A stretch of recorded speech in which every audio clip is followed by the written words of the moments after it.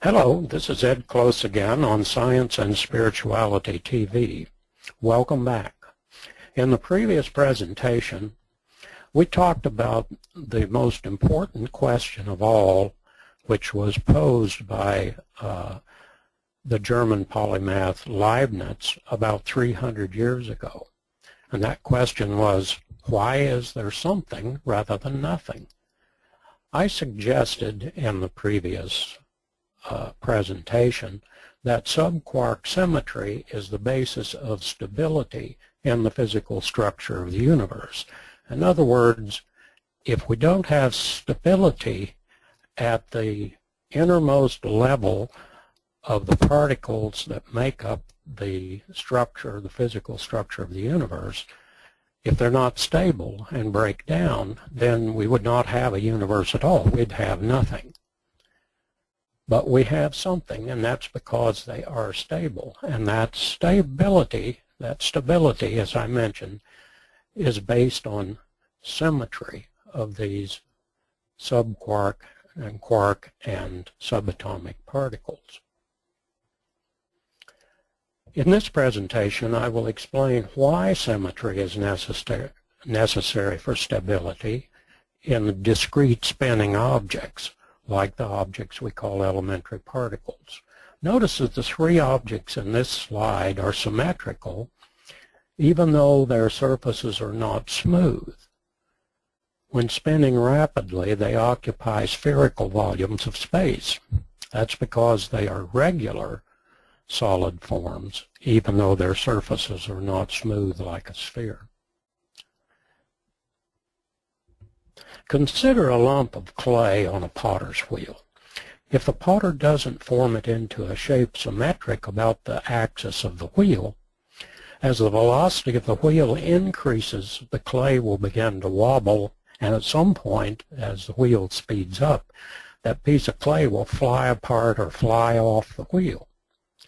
By shaping it into a ball, a cylinder, or other symmetric form, the potter creates a stable, smoothly spinning object and eventually turns it into a work of art. Experimental evidence overwhelmingly indicates that elementary particles are spinning very rapidly and behave as if they were tiny spheres, even though they may not actually be spherical. Like those objects in the first slide, they may be regular, but they may not be spherical necessarily, but they act that way, and quantum mechanical experiments bear that out for all the particles, not just some of them. Experimental evidence also shows that subatomic particles like protons and neutrons are made up of two kinds of smaller particles called up quarks and down quarks. Spinning protons and neutrons are stable, so they must be symmetric, but that symmetry also depends on the symmetry of their constituents, the quarks, the up and down quarks. Particle collider data showed that up quarks and down quarks have different masses and different size, and that protons are made of 2 up quarks plus 1 down quark, and neutrons are made of 1 up quark plus 2 down quarks. Following the law of parsimony, that is, not making anything more complicated than it has to be, we conclude that these quarks must be symmetric. Objects that are symmetric in 3 dimensions are called regular polyhedra, or solids, and the sphere. There are only 5 convex polyhedra shown in this slide. By convex, that means their surfaces don't go inward anywhere, and if they spin, they certainly would occupy a spherical shape.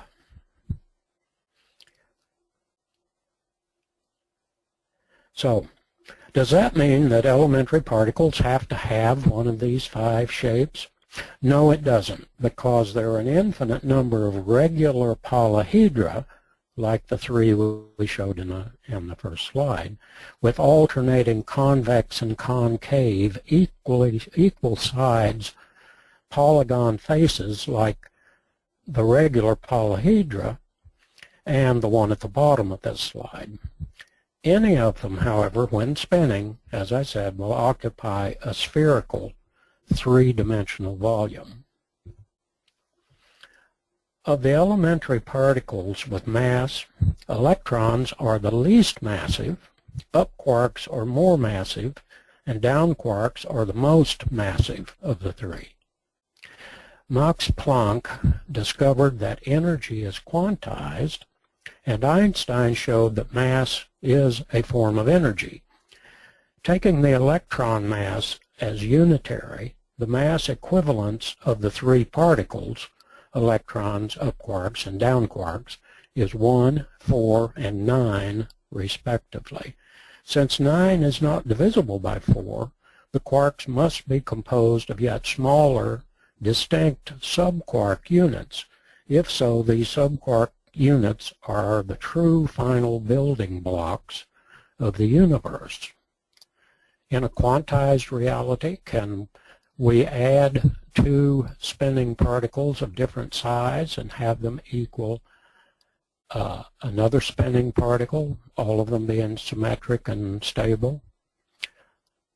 And the answer is no, we can't.